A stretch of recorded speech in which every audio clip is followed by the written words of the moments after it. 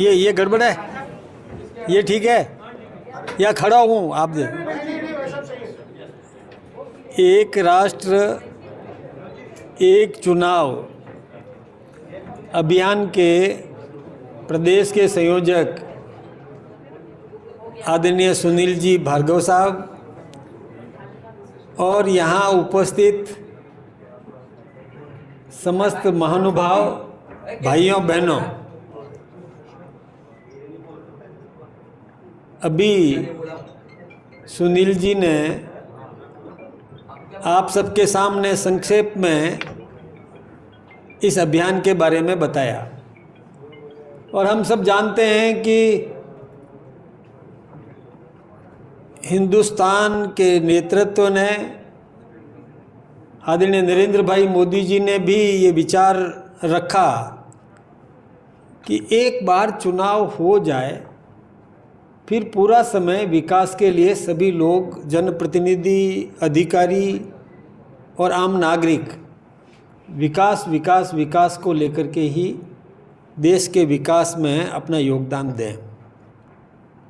और जब लोकसभा में पेश हुआ और आप सबको पता है कि हमारे पूर्व राष्ट्रपति सम्माननीय रामनाथ कोविंद जी को इसमें और इस के बारे में समीक्षा करने के लिए निवेदन किया था और उन्होंने पूरा देश भर के विभिन्न क्षेत्रों से राय मशविरा लेकर के और कैसे ये संभव है इसके बारे में एक राय रखी। और वैसे तो आप सब जानते हैं कि जब देश आज़ाद हुआ तो पहले एक साथ ही चुनाव होते थे, लोकसभा और विधानसभा के, और एक साथ चुनाव होने के बहुत फ़ायदे भी थे। लेकिन हम सबको पता है कि जब एक समय ऐसा आया था 1971 का, 67 तक तो 1967 तक तो साथ साथ चुनाव हुए, लेकिन 71 का एक समय ऐसा आया था जब राष्ट्रपति के चुनाव में और इंदिरा जी ने अपने अधिकृत प्रत्याशी को हराया, कांग्रेस के अधिकृत प्रत्याशी को हरा करके और आत्मा की आवाज़ पर वोट देने का आह्वान किया और वीवी गिरी जी को राष्ट्रपति बनवाया।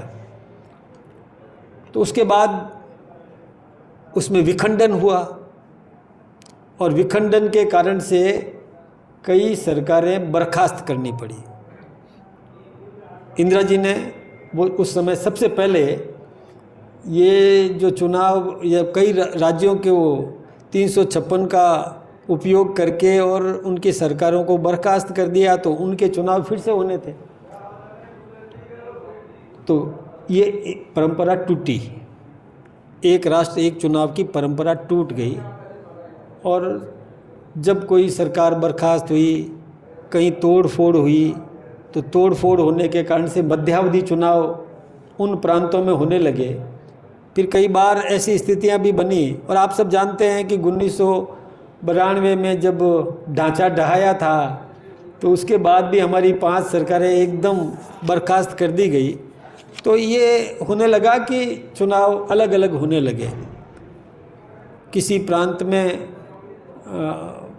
आपस में मन मुटाव हो गया तो समर्थन वापस ले लिया, इस कारण से भी चुनाव अलग अलग होने लगे। लेकिन देश ने ये महसूस किया कि खर्चा बहुत होता है, बार बार चुनाव में खर्चा होता है। कई बार ये भी देखने में आया कि कोई लोकसभा में हार गया तो अपना भाग्य आजमाने के लिए विधानसभा में फिर खड़ा हो जाता है। तो ये सब ऐसे चलने लगा। तो लोगों को लगा कि ये बार बार जो खर्चा होता है ये राष्ट्र की पूंजी है, जिसमें आम नागरिक के गाढ़े पसीने का पैसा सरकारी खजाने में जमा होता है, टैक्स के माध्यम से और किसी भी माध्यम से, तो उसका दुरुपयोग होता है। तो ये दुरुपयोग नहीं होना चाहिए, ये पैसा विकास में लगना चाहिए। इसे ध्यान में रखकर और सब चर्चा हुई, सर्वदूर चर्चा हुई। चर्चा होने के बाद में नतीजे पर पहुँचे कि फिर से वो परंपरा लागू करना चाहिए और ये लोकसभा में पेश हुआ। अब इसमें ये कोई भारतीय जनता पार्टी का कार्यक्रम नहीं है, ये मैं स्पष्ट रूप से निवेदन करना चाहता हूँ। ये भारतीय जनता पार्टी ऐसा सोचती है कि ऐसा होना चाहिए, ऐसा देश के कई नागरिक भी सोचते हैं कि एक साथ चुनाव हो जाने चाहिए। देश का वो नागरिक जो देश के विकास के प्रति समर्पित है, विकास की उनके मन में लालसा है, देश विकसित होना चाहिए, देश का प्रत्येक नागरिक समृद्ध होना चाहिए, उसके लिए उसको सुविधाएं उपलब्ध करवाना है, उसके लिए धन चाहिए और समय चाहिए। बार बार चुनाव करवाने से अधिकारियों को भी आचार संहिता लगानी पड़ती है, विकास अवरुद्ध हो जाता है। राष्ट्रीय नेतृत्व भी सभी पार्टियों का, केवल भारतीय जनता पार्टी की बात नहीं करता, सभी पार्टियों का नेतृत्व भी उस प्रांत में लग जाता है कि वहाँ प्रांत में चुनाव हो रहे हैं, बंगाल के चुनाव हो रहे हैं तो वहाँ लग जाते हैं। अधिकारियों को भी वहाँ लगाना पड़ता है, तो जिस क्षेत्र का अधिकारी वहाँ नियुक्त होता है तो उस क्षेत्र के काम अवरुद्ध हो जाते हैं। यानी जैसे पोस्टिंग यहाँ है और उसको बंगाल में लगाया, बिहार में लगा दिया, तो यहाँ उसका काम कौन करेगा, तो काम में रुकावट आ जाती है। और इसी प्रकार से पुलिस को भी डेप्यूट किया जाना पड़ता है। तो इसलिए सबने ये सोचा कि नेतृत्व भी अपने काम में लगे, जनता भी विकास में लगे, अधिकारी भी विकास में लगे। इसलिए एक बार चुनाव प्रक्रिया पूरी कर ली जाए तो शेष समय जो है केवल और केवल देश के विकास में अपना दे, अधिकारी भी उसमें समय दे, सेना भी अपना काम करे, पुलिस भी अपना काम करे, जनता को सुरक्षा प्रदान करने का काम करे और नेतृत्व भी उसी दिशा में योजनाएं बनाने का काम करे। यानी ये सोचा गया और धन भी और विकास में लगे, जो चुनाव में लगाया करते हैं बार बार। इसको ध्यान में रख करके और ये विचार है और इसको बल प्रदान करने के लिए मैं आपका आह्वान करता हूँ। हम लोग ये प्रयास, सुनील जी भी यही प्रयास कर रहे हैं कि इस विचार को बल मिले, समर्थन जुटाएं। तो इसके लिए आप सब और अपने अपने क्षेत्र में जितनी भी संसदीय कोई भी प्रणाली है, जितनी भी स्थानीय निकाय है, जितने भी पंचायत समितियां हैं, जितनी भी अन्य संस्थाएं हैं, कहीं लॉयंस क्लब है, कहीं लियो क्लब है, कहीं पर रोटरी क्लब है, कहीं पर विकास समितियां हैं और कहीं पर और संस्थाएं, छोटी छोटी संस्थाएं भी होती है। उन सब से इसमें समर्थन जुटाना है, उनके सामने विचार रखना। ये बीजेपी का कार्यक्रम नहीं है, मैं फिर बताता हूँ। हम लोगों को यदि बुलाया जाएगा तो हम आएंगे, हमारा जो नेतृत्व भी कहीं से भी है उसको बुलाया जाएगा तो उसमें आएंगे, उसमें पक्ष की बात रखने का प्रयास करेंगे, लेकिन निर्णय उनका है, निर्णय उनका है। इसलिए आम नागरिक इस दिशा में अपना विचार व्यक्त करे। और मैं सोचता हूँ कि इसके विरोध में कहने के लिए किसी के पास में कोई स्थिति है नहीं। क्या जवाब देंगे वो कि नहीं एक साथ नहीं होना चाहिए। तो पूछेंगे क्यों नहीं होना चाहिए, तो क्यों नहीं का जवाब मैं सोचता हूँ कि किसी के पास में नहीं होगा। केवल उनका हो सकता है कि हम भाग्य आजमाएं, भाई यहाँ नहीं जीते तो उसमें लगा देते हैं कोशिश।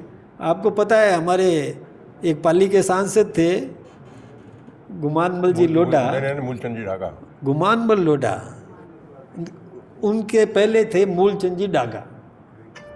तो मूलचंद जी डागा लोक लेखा समिति के चेयरमैन थे।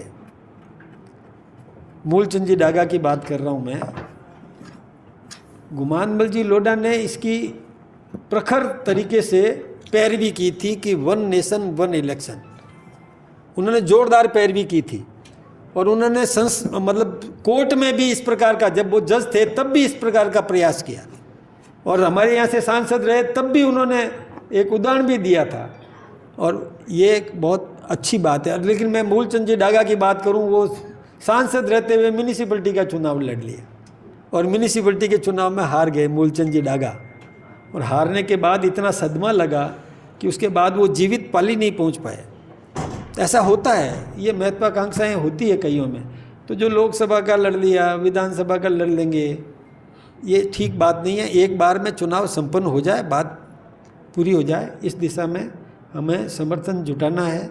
और मैं आपके माध्यम से, और मैं सुनील जी का भी धन्यवाद देना चाहूँगा कि इन्होंने तो आम नागरिक को ये अवसर दे दिया कि आप अपनी समर्थन और इस माध्यम से QR कोड के माध्यम से भी दे सकते हैं। ये शॉर्टकट हो गया, ठीक है, लेकिन हमें जनता के बीच में जाना है। कार्यक्रम तो होते रहेंगे, कार्यक्रम होते रहेंगे और उसके माध्यम से हम एक ऐसी धारणा पैदा करें, इस विचार को बल मिले कि महामहिम राष्ट्रपति के नाम हम ये प्रस्ताव तैयार करवाएं, प्रस्ताव भिजवाएं, समिति को भी प्रस्ताव मिले और वहाँ पर जब ये बताया जा सके कि जब जनता चाहती है, जन समर्थन इस प्रस्ताव को है, तो फिर 1 नेशन 1 इलेक्शन लागू किया जाना चाहिए। इस दिशा में और ताकत मिलेगी तो लागू हो जाएगा। और जो हम सोचते हैं कि एक बार चुनाव प्रक्रिया पूरी हो जाए और उसके बाद विकास में लगे, पूरा देश विकास में लगे, यही सोच करके और विकसित भारत बनाने के लिए ये ज़रूरी है। और इससे हमारी आय भी, धन भी बचेगा और GDP भी बढ़ेगी। ये मैं आप सबके सामने निवेदन करना चाहूँगा।